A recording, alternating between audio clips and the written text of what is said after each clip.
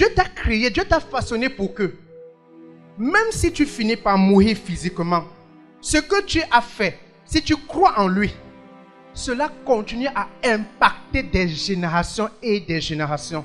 Et que quelqu'un se dise que j'avais un arrière. Et c'est pour cela qu'on appelait Jésus-Christ fils d'Abraham. Rendez-vous compte, Abraham a vécu combien d'années avant Jésus-Christ? Mais pourquoi on dit que Jésus-Christ est fils d'Abraham? Ça veut dire que ce que Abraham a fait a été une porte pour la naissance de Jésus. Ça veut dire que ce que je fais est une porte de bénédiction pour la 1000e génération après moi. Est-ce que tu crois en cela? Si tu crois en cela, tu ne vas plus vivre comme quelqu'un qui est dans le coma. Tu vas comprendre que chaque acte que tu poses, tu ne le poses pas pour toi seul, mon frère. La foi que tu as, ce n'est pas pour toi seul. Peut-être tu ne vois pas le fruit. Et on se dit, mais Seigneur, pourquoi avoir foi? Voilà mon mariage qui est d'accourir. La foi que tu as. Et même si, suis très bien cette partie, et même si, supposons même que Dieu ne restaure pas ton couple, supposons, la foi en la restauration, les prières que tu élèves à Dieu vont arranger les couples de tes enfants avant que ces couples ne naissent. Et tes enfants vont vivre une tranquillité dans leur couple sans savoir d'où ça vient. Ce sont tes prières que tu as élevées avant leur naissance. Alors quand tu comprends cela, tu comprends que tu ne pries plus pour toi seul, mon frère, ma soeur. Tu ne pries plus pour toi seul. C'est comme un athlète qui va à une compétition internationale et qui porte le drapeau de son pays et qui à ce moment se rend compte que je ne suis pas seul. J'ai 23 millions de Camerounais. Si j'échoue, ce sont ces Camerounais qui échouent.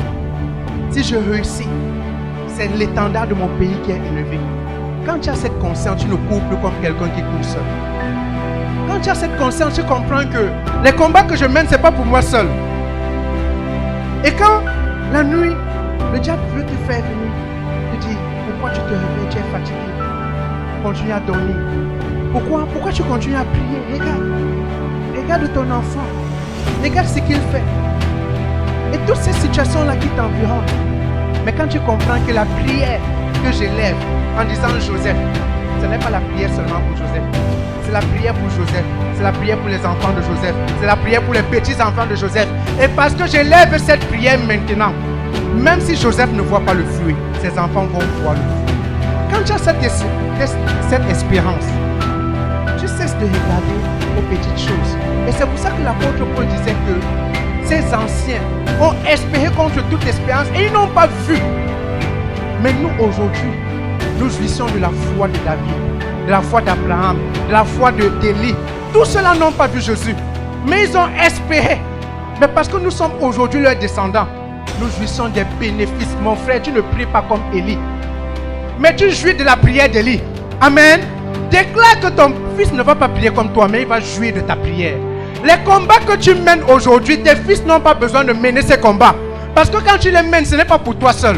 Tu mènes ces combats pour toi et pour tes fils. La prière de la restauration de ton couple que tu élèves, ce n'est pas seulement pour toi. En fait, tu es en train de dire à Dieu que Seigneur, ce combat que je mène, ce n'est pas seulement pour moi. Je déclare que cet époux que je vois aujourd'hui qui se comporte comme ça, ma fille ne va jamais hériter ce genre d'époux. Et ces prières que j'élève, ce n'est pas seulement pour moi, mais c'est pour moi et c'est pour telle personne. Et c'est ça que Jésus-Christ dit, celui qui vient croire en moi ne mourra jamais.